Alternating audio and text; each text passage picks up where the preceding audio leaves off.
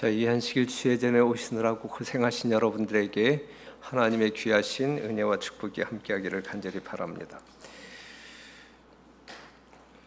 우리가 예수님이 잘 보이면 보일수록 누구의 모습이 잘 보인다고? 우리 자신의 모습이.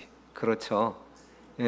예수님이 어떠한 분인지 잘 보이면 보일수록 나의 모습이 잘 보이는데, 나의 어떠한 모습이 잘 보일까요? 의로운 모습이 잘 보일까? 아니면 죄된 모습이 잘 보일까? 예수님이 잘 보이면 볼수록 우리는 정말 속절없는 죄인이구나, 그 자기 자신을 이제 발견하게 된단 말이죠. 그래서 십자가에 더 가까이 가는 사람일수록 자기가 큰 죄인임을 깨닫고 회개하는 일에 열심을 낸단 말이죠. 그런데 예수님 앞에 설 때에, 내 자신을 들여다볼 때에, 내 자신이 어떠함을 알게 되었을 때의 반응은 둘 중에 하나예요.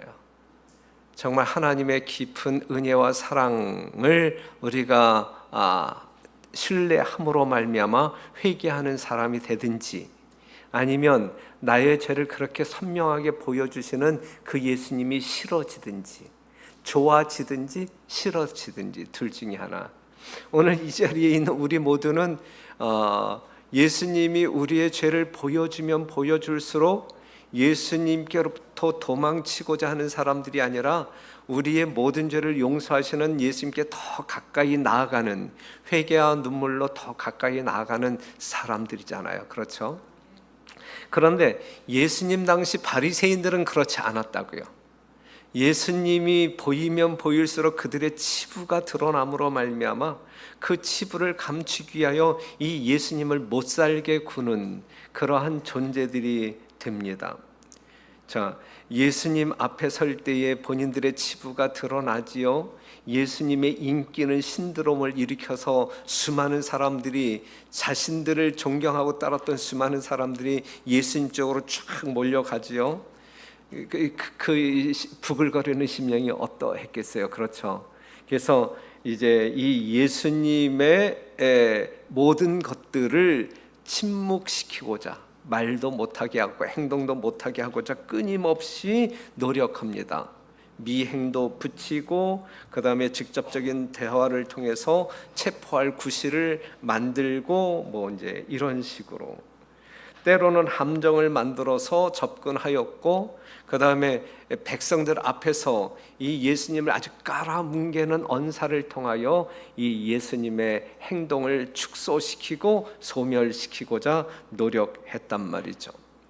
지금 지난 시간에 이어서 이제 오늘 말씀을 공부한다고 하게 되면, 여전히 지금 장막절 절기가 진행되고 있는 예루살렘에서, 그 다음에 이 장막절에 나타나신 예수님께서 이제 또 아주 권위 있는 능력으로 백성들을 가르칠 때에 이제 이 바리새인들이 이제 나타내는 그 반응이 어떠했냐면, 누가복음 14장 1절 보게 되면, 안식일에 예수께서 바리새인의 한 두령의 집에 떡 잡수시러 들어가시니 저희가 엿보고 있더라, 염탐하고 있더라. 꼬투리를 잡기 위해서. 이것이 늘 이 예수님을 싫어하는 이 바리새인들이 붙어 다니면서 했던 행동 중에 하나야. 날 흠잡기 위해서 엿보고 있더라 그랬어요. 그러면서 이제 마태복음 21장 23절에 있는 말씀을 보면,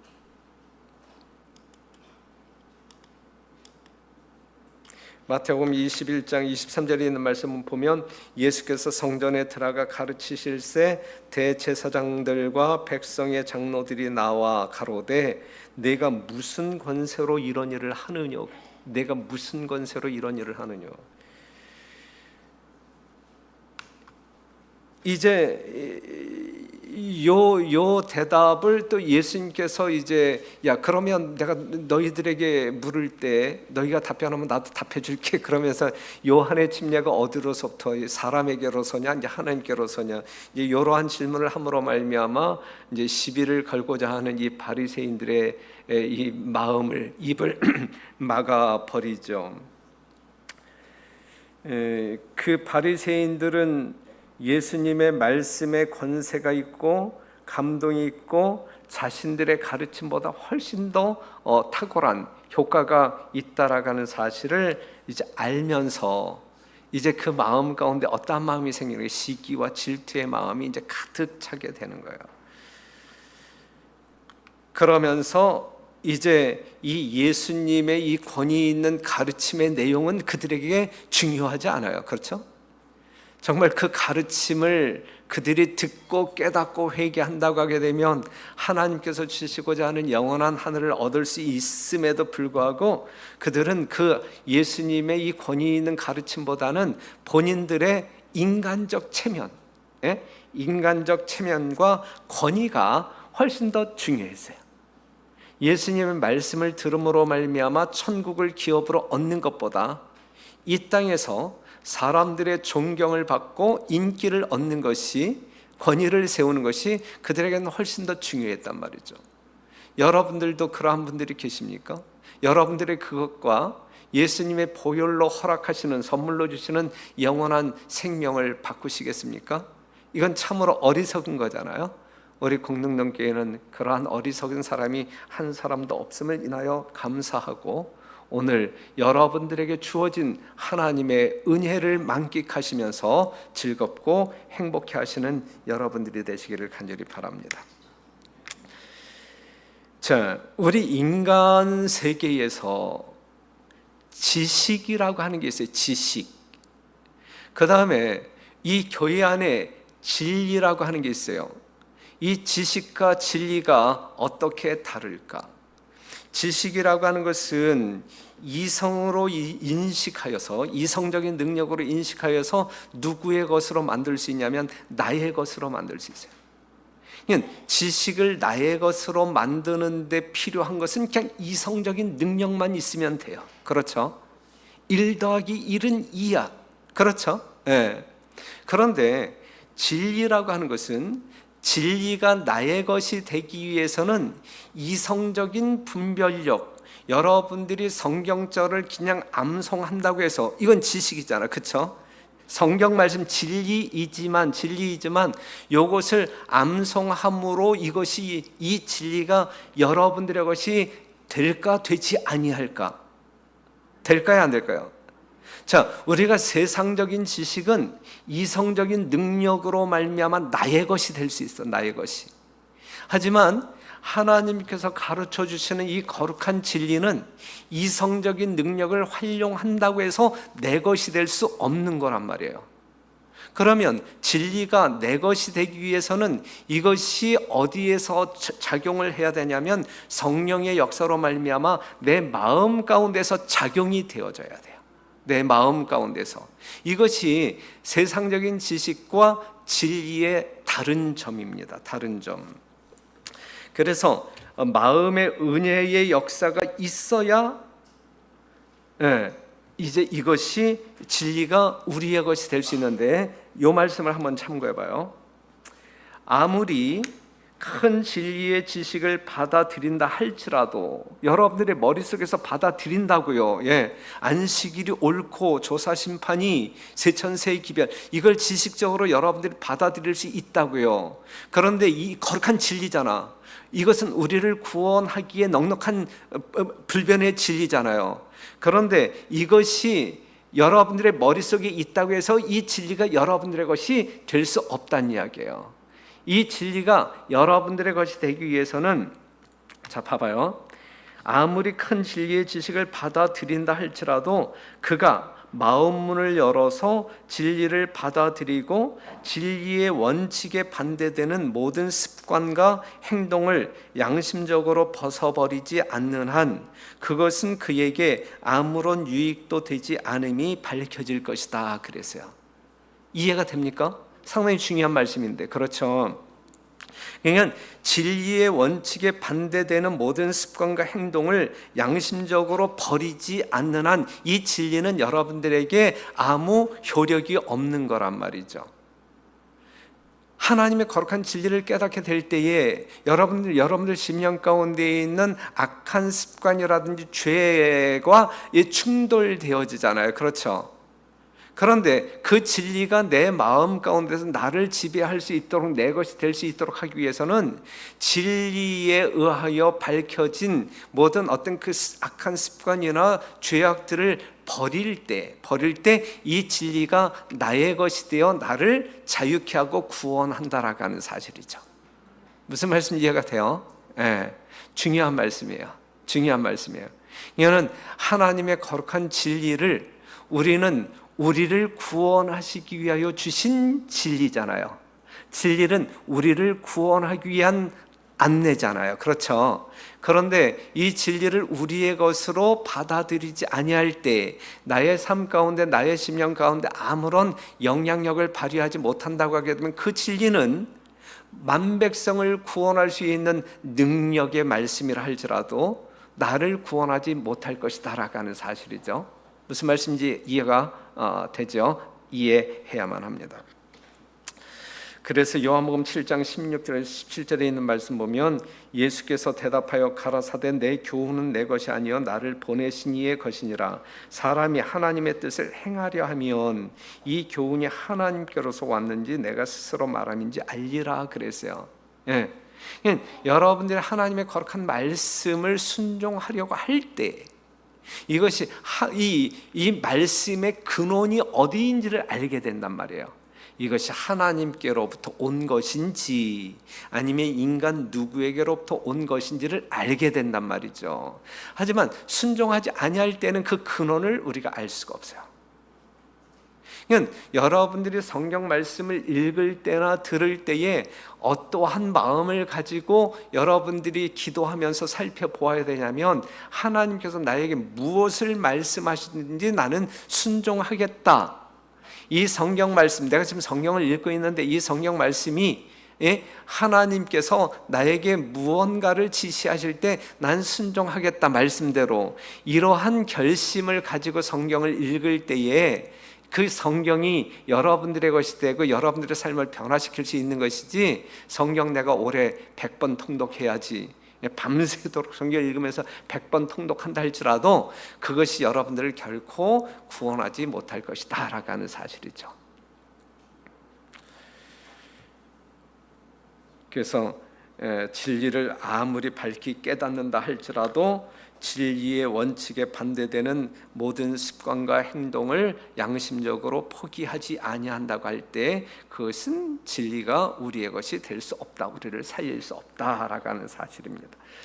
시대의 소망이 있는 말씀 하나 더 보면 자신을 하나님께 바치고 정직한 마음으로 그의 뜻을 알고 행하기를 바라는 자들에게 진리는 그들을 구원하는 하나님의 능력으로 나타날 것이다.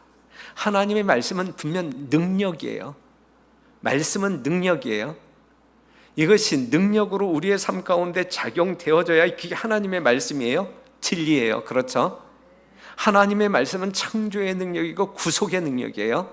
이것이 우리의 삶을 변화시키는 능력으로 경험되어져야 돼요. 살아있단 말이에요. 하나님의 말씀은 순종하고자 하는 사람에게 살아있는 말씀, 능력의 말씀으로 우리가 죄로부터 승리할 수 있는, 죄를 배척할 수 있는, 하나님의 성품을 닮아갈 수 있는 능력으로 역사한단 말이죠. 하지만 그러한 작용력을 우리의 심령 가운데서 경험하지 못한다고 하게 되면 문자에 불과한 쓸모없는 그냥 그렇고 그런 말씀이다.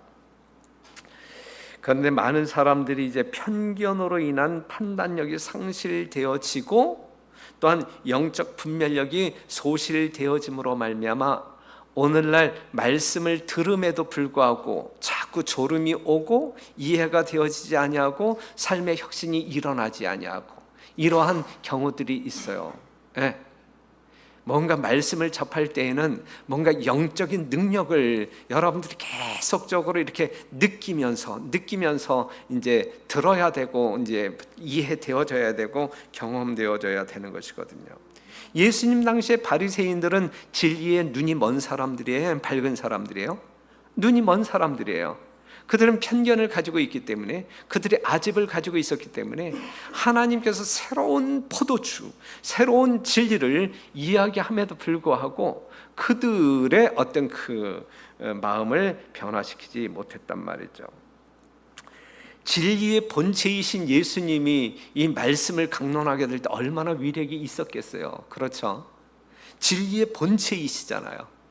말씀 자체이시잖아요. 그 예수님이 가라사대라고 이야기하게 될 때에 얼마나 역동적인 영적인 에너지가 발산되었겠어요. 그 심령을 얼마나 뚫고 들어갔겠어요. 그럼에도 불구하고 그 예수를 피하기 위하여 애쓴 바리새인들은 그분의 가르침에 참된 의미를 깨닫지 못함으로 깨달았을 때 얻어질 영원한 축복을 그냥 낭비했단 말이죠. 얻을 수 없었단 말이죠. 그 다음에 그 당시 이 바리새인들의 상태를 보게 되면 깨달았다 할지라도 그 말씀에 동의하지 않았을 것이다 라고 이야기하고 있어요. 깨달았다 할지라도, 그 말씀을 깨달았다 할지라도 동의하지 않았다. 편견과 무지가 그들의 판단력을 흐리게 하고 눈을 멀게 한 것이다 그랬어요. 여러분, 여러분들의 고집으로 여러분들의 신앙을 만들어 나가지 마세요. 여러분들의 어떤 잘못된 편견을 그냥 고집함으로 말미암아 진짜 어떤 그 생생한 진리를 배척하지 마시고 그 다음에 평가절하하지 마세요. 하나님의 말씀은 작은 것이랄지라도 땅에 떨어져서는 안 돼요. 그렇죠? 그냥 소멸되어져서는 안 돼요. 상당히 하나님의 말씀은 생명력이 있는 것이라고. 그것을 우리가 이렇게 거부하게 될 때에 우리는 어두움 가운데 잠기게 돼요. 여러분들의 편견은 그냥 지워버려야 돼. 하나님 가라사대 앞에서 어떤 그 이론을 제기하지 마시고, 만약에 이것이 불충분하게 이해되어진 상태에서 뭔가 고민하게 되면 고민하면서 기도하면서 명확한 정확한 이해를 달라고 성령을 구하는 사람들이 되어야 되지, 여러분들의 어떠한 기존의 잘못된 편견 때문에 분명한 진리의 말씀을 거부하는 것은, 그것은 생명을 거부하는 것, 하나님을 거부하는 것과 동일하다라고 하는 사실이죠. 요한복음 7장 18절에 있는 말씀을 보게 되면 가르침의 근원이 누구인지를 우리는 알아야 되는데, 스스로 말하는 자는 자기 영광만 구하되 보내신 이의 영광을 구하는 자는 참되니 그 속에 불의가 없느니라 그랬어요. 자, 지금 여러분들이 설교를 듣고 있는 거예요. 설교를 듣고 있는데 지금 겸손한 여러분들은 지금 하나님께서 목사를 통해서 말씀하시는구나, 하나님의 말씀으로 받아들일 수 있고 아니면 이건 하나님의 말씀이 아니야, 그냥 어떤 그 담임 목사가 만들어낸 그러한 말씀이야, 이렇게 받아들일 수 있는데, 그 근원을 따지는 것이 무엇이냐면 스스로 말하는 자는 자기의 영광만을 구해요.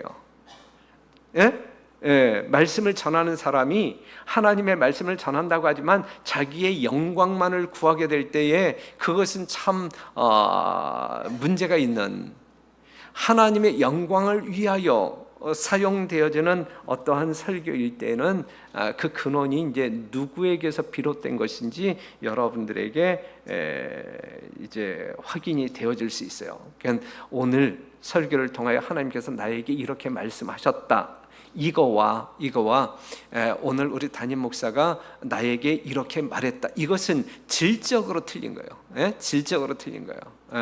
그러니까 이 말씀의 근원이 누구에게서 나왔는지를 아는 것은 매우 중요하다라고 하는 사실이죠. 동기가 불순하면 행동에 모순이 나타나요. 지금 이 설교하는 자가 이 설교를 하고자 하는 목적 내지 동기가 무엇이냐? 이 공능동교회 성도들을 하나님께로 이끌기 위한 목적이냐? 아니면 어떤 그 설교를 잘한다라고 하는 평가를 받기 위하여 설교를 하느냐? 아니면 아주 여기에 섞여 있는 무리 중에 아주 고약한 성향을 가지고 있는 사람인데 설교를 빙자해서 그 사람의 어떤 그 잘못된 것을 그냥 꾹꾹 한번 찔러주자, 만약에 이러한 목적으로 하는, 만약에 동기에 따라서 행동이 달라진다라고 하는 사실이죠. 여러분들은 충분히 그러한 분별력이 있을 것임에 틀림이 없어요. 그렇기 때문에 정말 말씀을 잘 분별해서 여러분들의 영적인 삶에 유익이 될 수 있는, 정말 우리의 길이 하늘로 인도됨을 받을 수 있도록 여러분들이 마음을 열고 하나님의 말씀을 듣게 되시기를 간절히 바랍니다. 요한복음 7장 19절에 있는 말씀 보면, 모세가 너희에게 율법을 주지 아니하였느냐? 너희 중에 율법을 지키는 자가 없도다. 너희가 어찌하여 나를 죽이려 하느냐? 그랬어요.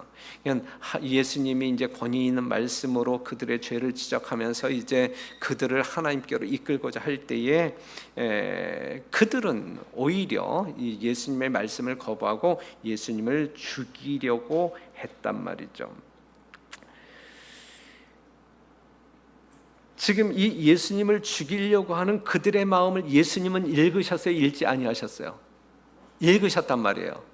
그들의 마음을 읽으셨다라고 하는 이야기는 인성을 쓰신 예수님에게 신성이 나타났다는 이야기예요? 신성이 나타났다는 이야기예요. 그렇죠? 지금 여러분들이 제가 어떠한 마음을 가지고 있는지 읽으실 수 없잖아요. 읽으시나요? 내가 뭘 생각하고 있나 한번 말씀해 보실래요? 그런데 지금 당시 바리새인들이 예수님을 죽이려고 하는 생각을 예수님은 이미 아셨단 말이에요. 이것은 하나님의 속성을 나타내고 있는 거예요. 하나님의 속성.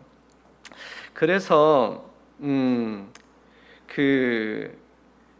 지금 이 바리새인들을 향하여 너희가 어찌하여 나를 죽이려 하느냐, 그 마음을 지금 읽고 있음을 지금 보여주고 있는 거잖아요. 그러면 이러한 말씀을 하실 때에 이 바리새인들은 이 예수님이 인간의 모습이지만 정말 이 하나님의 속성을 가지고 있구나, 하나님이시구나를 깨달아야 되는데, 그렇죠? 그것을 이제 그것을 보면서 본인들이 무엇을 깨달아야 되냐면, 지금 내가 싸우고 있는 상대가 그냥 인간 예수가 아닌 하나님 예수다라고 하는 사실을 알았어야 되는데 그렇지 못했단 말이에요. 그래서 그들 스스로가 이 예수님의 말씀을 따라서 돌아서지 않았단 말이죠. 그래서 이 거짓이라고 하는 것은 늘 위선으로 나타나고 또 다른 거짓을 만들면서 이제 자기를 이제 이렇게 방어하면서 합리화시키면서 나아가는 것이거든요. 이렇게 이야기하니까는 그들이 또 다른 거짓말을 뭘로 이야기하면, 이 예수가 귀신 들렸다, 그러한 말로 이제 예수님을 아주 팍 깎아 내리고 있었단 말이죠. 그래서 그들은 율법 수호자라고 이야기하면서 실제적으로 율법 파괴자들. 그런데 이러한 동일한 죄를 오늘날 재림교인들이 범할 수 있어요. 우리는 율법을 수호하는 자야, 안식일, 무너진 안식일을 다시 세우는 사람들인데 우리가 그것을 무너뜨리는 경우가 있어요. 무너뜨리는 경우가. 여러분들의 삶을 통하여 진짜 마음과 행동이 일치하도록 하나님의 거룩한 안식일의 복음을, 우리를 살리기 위하여 정말 어떤 그 참된 복음을 이해하는 차원에서 안식일 준수가 이루어지지 아니하고, 안식일 시간 속에서 우리가 그냥 세속적인 일 번복이 되어, 심지어는 어떠한 교회에서는 이제 그런 경우가 있어요. 이 안식일을 준비할 수 있는 예비일을 분명히 주셨잖아요. 이 안식일을 잘 준비해야 되잖아. 그래야 안식일을 성수할 수 있잖아요. 그런데 이제 이 식사당번들이 이제 이 안식일 준비를 위해서 모든 어떤 그 양념이고 모든 어떤 그 식재료를 이 금일에 다 준비를 해야 되잖아요. 그렇죠? 그런데 준비가 안 됐어. 양념이 떨어졌어. 그랬을 때에 정말 아무런 죄책감 없이 배달을 시킨다거나 가서 사온다거나 이제 이러한 경우들이 그냥 일면을 이야기하는 거예요. 일면을 이야기하는데 그것은 우리가 안식일을 거룩하게 여기는 마음이라고 볼 수 있을까? 아니면은 그냥 우습게 여기는 그러한 마음이라고 볼 수 있을까요? 우리가 조심해야 돼요. 그렇죠? 만약에 목사가 장로님들을 모시고 일몰 시간이 뭐 7시 30분인데 6시부터 가서 그냥 막 이제 회식하면서 식당에 들어가서 회식하면서 희낙낙한다고 하게 되면 이게 안식일을 세우는 목사일까 아니면 무너뜨리는 목사일까? 무너뜨리는 것이잖아요. 예? 이게 중요하단 말이죠. 매우 중요한 말씀이란 말이죠. 그렇기 때문에 우리는 하늘로 여행하는 사람들이잖아요. 우리는 예수님을 등지고 세상으로 여행하는 사람들이 아니잖아요. 우리는 거꾸로 살아야 할 사람들이 아니잖아요. 그냥 정로에서 이탈하지 말자고요. 여러분들이 진짜 하늘을 꿈꾸는 사람들이라고 하면 정말 예수님의 희생의 가치를 분명히 알고 나에게 주어진 이 영원한 생명의 가치를 아는 사람들이라고 하게 되면 우리가 정로에서 이탈하지 아니하고 정로 쫓아감으로 말미암아 하나님께 영광 돌리고 구원받은 나의 기쁨을 만끽하자 이거예요. 이것이 교회의 모습이어야 된다. 참 모습이어야 된단 말이죠. 하지만 당시 바리새인들은 우리는 율법 준수자야, 율법 수호자야 이야기하면서 그들은 율법을 어기고 살았거든요. 그렇죠? 오늘날 재림교인들 우리는 하나님의 계명을 지키는 백성들이야, 용과 더불어 싸우는 백성들이야 하면서 진짜 싸워야 할 이 안식일 문제를 아주 어설프게 여기면서 그냥 이렇게 살아나갈 때 그게 무슨 안식일 교회의 정체성이고 하나님의 참 백성의 정체성이라고 말할 수 있어요. 하나님을 진짜 창조주로 섬기는 백성들은, 하나님이 나의 주인 되시는 그 사실을 믿는 사람들은 안식일 성수와 11조 성수는 아주 철저하게 목숨 걸고 하는 것이 온전한 믿음이다 라고 하는 사실을 기억하시고 우리는 그렇게 살기를 간절히 호소합니다. 백성들은 그 상황에 따라서 혹은 순간적인 판단에 의하여 예수님에 대한 생각이 시시로 변하였다. 이것은 누구 이야기를 이야기하고 있냐면 당시 이제 바리새인과 예수님 사이에 있는 일반 백성들이요. 일반 백성들. 정말 어떤 그 떡을 제공할 때는 할렐루야 다윗의 자손이요 막 이제 아주 열광하면서 예수님을 쫓아다니지만 또 이제 다른 어떤 그 이야기가 들어갈 때에는 이 아주 조변석계 하듯이 마음이 바뀌어서 또 예수님을 십자가에 못 박으라 하면서 이제 또 반대의 편에 서기도 하잖아요. 뿌리가 있는 사람들이 없는 사람들이에요. 당시 백성들의 믿음은 이렇게 갈대와 같이 흔들렸단 말이에요. 흔들리는 이유가 무엇이에요? 뿌리가 없기 때문에. 어디에 뿌리가 없기 때문에. 우리들의 신앙의 기초는 무엇이어야 되면 오직 말씀이야. 오직 성경 말씀이에요. 목사 가르쳐는 전혀 여러분들의 어떤 이 구원에 아무런 도움이 되지 않아. 오직 하나님의 말씀이란 말이죠. 하나님의 말씀에 깊이 뿌리 박을 때 여러분들은 춤추지 않는, 출렁거리지 아니하는, 흔들리지 아니하는 굳건한 신앙이 될 수 있을 거예요. 그러한 삶이 필요합니다. 예수를 바르게 믿으려면 성경에 나타난 예수에 대한 올바른 지식과 이해가 필요하단 말이죠. 성경에 기록된 이 66권 이 두꺼운 책을 통하여 예수 한 분을 지금 설명하고 있는데 우리가 충분히 이해할 수 있잖아요. 얼마나 쉬워 성경이. 성경이 쉬워요 어려워요? 얼마나 쉬워 이게. 무진장이 쉽잖아요. 그렇죠? 그러니까는 성경을 통하여 예수님에 대한 올바른 이해가 있어야 돼요. 그 이해를 통하여 우리의 믿음이 생성되어질 때에 그 믿음은 흔들림이 없는 생명력 있는 신앙이 될 것입니다. 그 예수님 당시의 상황은 오늘날에도 반복되고 있단 말이에요. 교회 지도자들이나 교인들은 자신들의 고정관념과 편견에 따라서 성경을 보는데 이건 위험하단 말이죠. 이 편견이 제거되어져야 돼요. 지도자들은 백성들로 하여금 지식을 따르도록 강요하고 백성들은 자신의 신앙과 운명을 지도자들에게 의존하는 경우들이 있어요. 이거 상당히 위험한 거예요. 예? 평소에 성경 통독도 안 하고 오늘 가서 설교 듣고 한 주일, 여러분 공중기도할 때 그런 기도 좀 하지 마세요.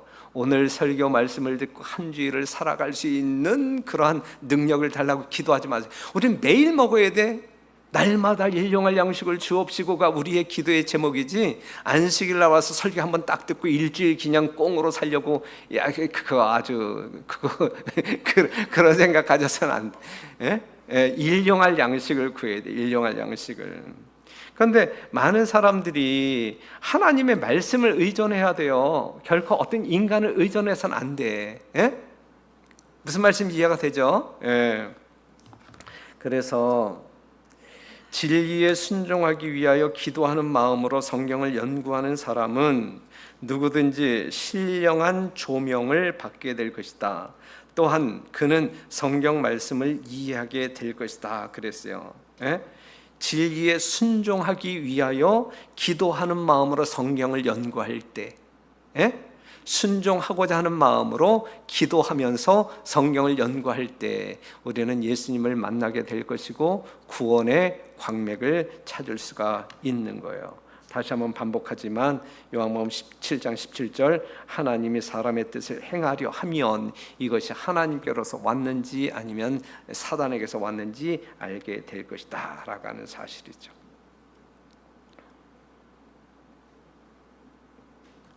자, 이제 이 장막절, 이 절기의 이제 마지막 날에 이제 제사장과 이 당국자들이 이제 하속들을 보내서 예수님을 이제 잡아오라고 명령을 해요. 아주 보기 싫은 이 예수님을 이제 처단해야 되겠다. 이제 잡아오라고. 그래서 이제 사람들이 갔잖아요.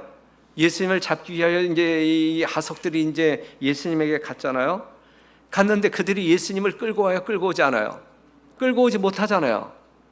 끌고 오지 못한 이유가 어디에 있어요? 이 예수님께서 설교하실 때 설교를 들어보니 이 굉장한 거라. 이 마음 가운데 큰 감동을 받는 거예요. 그러면서 하는 이야기, 내가 지금까지 살아오면서 이렇게 능력 있게 말씀을 전하는 사람 처음 봤다. 그들이 이제 돌아와서 왜 안 들고 왔어? 왜 안 끌고 왔어? 그랬을 때에 그들이 그 당국자들에게 한 이야기가 이제 그렇게 이야기하잖아요. 우리가 잡으러 갔는데요, 말씀을 들어보니 이처럼 능력 있게 말씀한 사람을 우리가 만나보지 못했다. 우리가 당신네들에게 이런 이야기 들어본 적이 있냐? 못 들어봤다 이거야, 그렇죠? 오직 예수님에게 그러니 어떻게 잡아오느냐고 이제. 그러니까 이 바리새인들이 너희도 미혹당했느냐라고 이야기하잖아요, 그렇죠? 그래서 하석들이 대답하되 그 사람의 말하는 것처럼 말한 사람은 이때까지 없었나이다 하니 바리새인들이 대답하되 너희도 미혹되었느냐. 사랑하는 성도 여러분, 우리에게 진리를 듣는 우리들에게 중요한 것이 이것이 진리인가? 아니면 누가 이것을 옹호하는가? 이 두 가지 질문 가운데 어떠한 질문이 여러분들 마음 가운데 있어야 돼요. 이것이 진리인가? 누가 이 진리를 옹호하는가? 오늘날 많은 사람들이 가지고 있는 잘못된 것 중에 하나가 뭐냐면 이 하나님의 말씀을, 이 말씀 안에서 우리가 어떤 그 진리로 발견되어져야 되는데 누가 이 진리를 옹호하느냐. 우리 이제 이 재림교회 안에서도 신학자 누가 이것을 주장한다. 그러면은 이제 그것을 따라가고, 성경 말씀에서 분명히 분별해야 할 진리임에도 불구하고 이제 그러한 경우가 있거든요. 오늘날 일반 개신교에서 수많은 사람들이 우리 교회는 누구도 나오고 우리가 믿는 그 진리를 그들도 믿어. 그렇기 때문에 우리가 맞는 거예요. 이제 이런 식으로 이제 이야기하잖아요. 그렇죠? 여러분들도 가끔 하나님의 말씀 가운데 이러한 말씀이 있어 이렇게 이야기하기보다 내가 어떤 그 신기현 목사님이 설교하는 그 집회 장소에 갔었는데 신기현 목사님은 이렇게 이야기해서 그러니까 우리가 그렇게 살아야 돼. 이제 이런 식으로 이야기하는 그러한 어떤 그 뉘앙스로 이야기하는 경우들이 있단 말이죠. 예? 예, 그러니까 뭐 이제 더 노골적으로 이야기한다고 하면 오리고기를 먹어도 돼, 먹지 말아야 돼. 이제 이러한 이야기 중에서 하나님의 말씀을 가지고 여러분들이 파악하려고 하지 아니하고 어느 장막부흥에 갔는데 남대용 목사님이 오리고기는 먹어도 된다. 그래서 먹어도 되는 거예요. 이제 이런 식으로 이야기한단 말이죠. 그러니까 이러한 자세는 잘못됐단 말이지. 이 진리, 이것이 진리이냐? 이게 중요한 것이지 누가 이것을 옹호하느냐 그것은 차선의 문제란 말이죠. 아셨어요? 그렇기 때문에 성도 여러분, 하나님의 거룩한 진리를 개인적으로 탐구하고 확립하는 것은 너무너무 중요하다. 그런데 여기서 여러분들이 우선적으로 버려야 할 것은 여러분들의 잘못된 편견은 버려야 된다라고 하는 사실이죠. 이제 예수를 잡아오지 못하자 이제 바리새인들이 직접 나서는 거예요. 이제 예수님을 죽이기 위해서. 그래서 이제 하나의 어떤 그 작품을 만드는데 이제 이 여자로 하여금 간음죄를 짓게 만들므로 말미암아 이제 이 예수님을 공경에 빠뜨리는 이야기가 이제 요한복음 8장에 나온단 말이에요. 8장 5절에 있는 말씀, 모세는 율법에 이러한 여자를 돌로 치라 명하였거니와 선생은 어떻게 말하겠나이까. 여러분들이 보실 때에도 이것은 정말 진퇴양난의 질문이죠. 예? 만약에 이 여자를 정죄하지 아니하면 당신은 모세의 율법을 어기는 사람이야, 이렇게 이제 판단하게 될 것이고, 그 다음에 정죄하게 되면 야, 이런 여자는 죽여. 그냥 모세의 율법 그냥 현장에서 죽이라고, 돌로 쳐 죽이라고 했으니까 그냥 죽여. 그렇게 되면 이 사형 권한이 누구에게 있어요? 로마 사람들에게 있잖아요. 그렇죠? 그냥 로마의 법을 이제 로마의 권리를 이제 횡령하는 것이다. 이제 이렇게 이제 빠져나가지 못하도록 이제 질문을 아주 교묘하게 던지잖아요. 요것은 이 바리새인들의 조작극이에요. 이 예수님을 함정에 빠뜨리기 위한 조작극.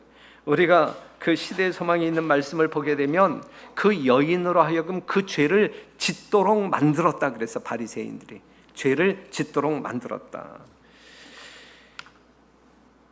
그 다음에 지금 그들이 이 모세의 율법을 순종하는 사람들이라고 하면, 진짜 율법 준수자들이라고 하게 되면 이 여자만 끌고 와서는 안 돼요. 그 여자와 함께한 남자도 끌고 와야 돼. 그리고 이 여자를 고발하는 것은 제3자가 고발하는 게 아니야. 남편이 고발해야 돼.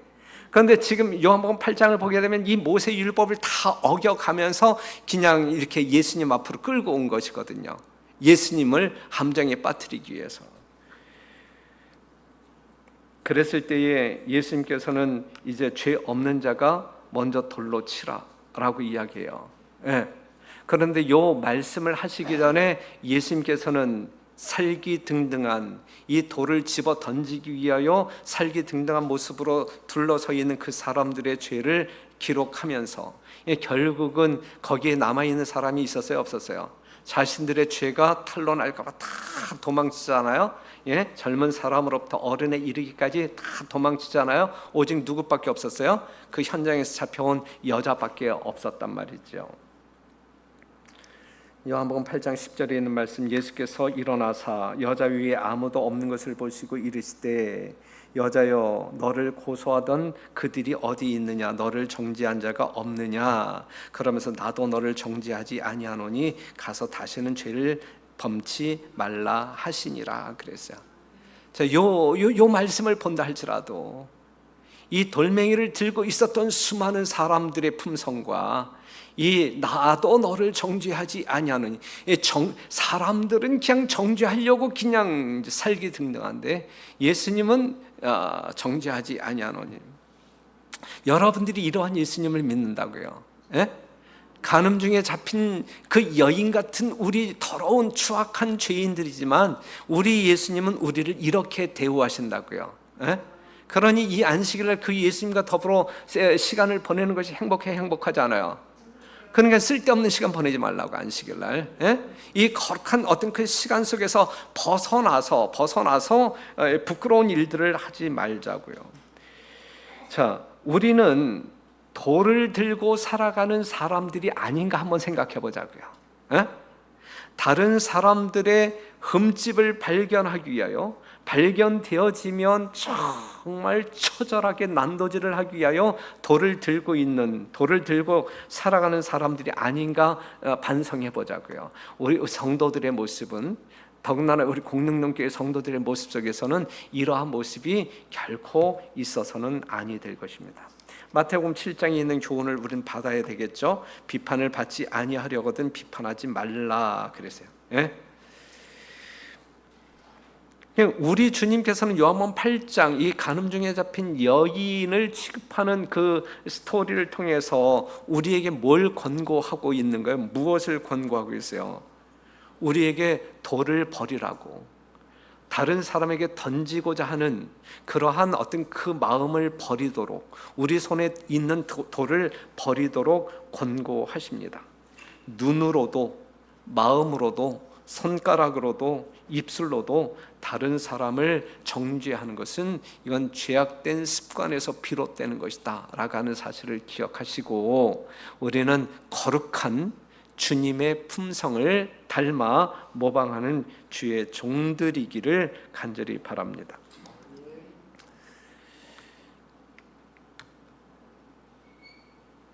과오를 범한 자들이 타락의 길로 가도록 내버려 두고 그들에게서 눈을 돌이키는 자는 그리스도의 제자가 아니다 그랬어요. 이러한 사람들 끌고 하늘에 같이 가야 된다는 이야기야, 그렇죠? 다른 사람들을 고발하는 데 앞장서고 그들을 재판하여 처벌하는 데 열중하는 자들이 오히려 그들의 생애에 있어서는 그 사람보다 더욱 죄가 많을 수가 있다. 그러니까 자기 눈에 들보가 있는데 이제 그 이야기예요. 이것이 사람들은 죄는 사랑하면서도 죄인을 미워한다. 이게 사람들의 습성이란 말이죠. 그러나 그리스도께서는 죄를 미워하고 죄인은 사랑하신다. 이것이 그리스도를 따르는 모든 사람들의 정신이 되어야 한다 그랬어요. 그러니까 죄는 미워하되 죄인은 사랑하자. 그러니까 우리가 사랑하지 아니할 대상이 아무도 없는 거야. 그렇죠?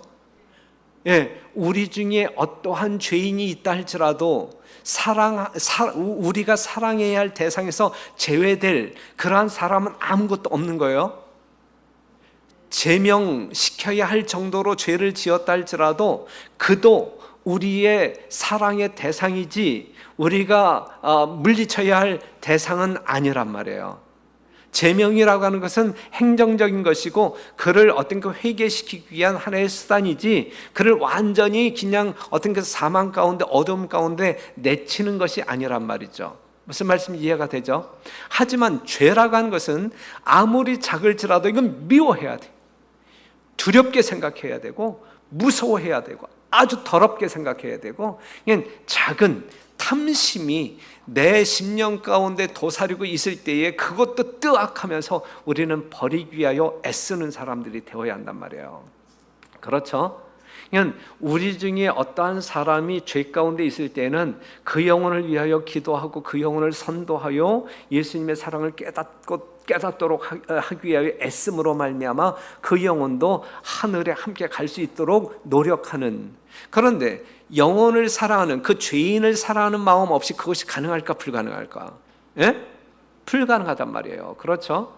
그러니까 우리는 죄와 죄인을 분리해서 죄는 미워하고 죄인은 사랑할 수 있는 이 하나님의 위대한 진리의 교훈이 무엇인지 깨닫고 실천하는 우리 모두가 되어야 할 것입니다.